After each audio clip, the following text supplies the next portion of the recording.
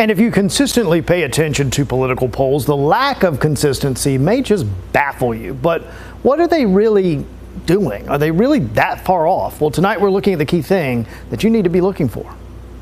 There's a reason for defending America. We are seeing so much of them. Reproductive freedom. Both Kamala Harris and Donald Trump really want and potentially need to win North Carolina.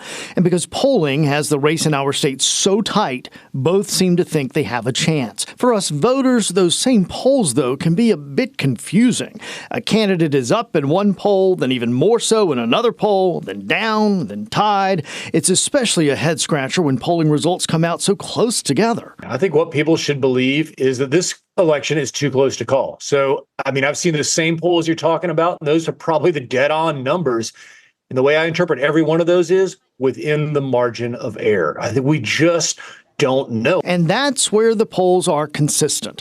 The vast majority of the outcomes are within the margin of error. So whether one candidate is up or down, if the margins are that close, it's anyone's guess who will win.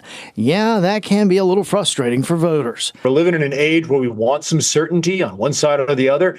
The polls are not going to give it to us in North Carolina. If you want certainty, move to Oklahoma, move to California. I'll tell you what's going to happen there. Polls in North Carolina are going to be neck and neck all over the place within the margin of error until Election Day. And with it this close, provisional ballots and absentee ballots from voters affected by Helene could decide a number of races. So yes, we may not know a winner or two on election night. I think this one's probably going to go into Wednesday, at least in North Carolina, and certainly nationally. And I think really it could even be longer than that. I think it's going to be a nail biter right to the end.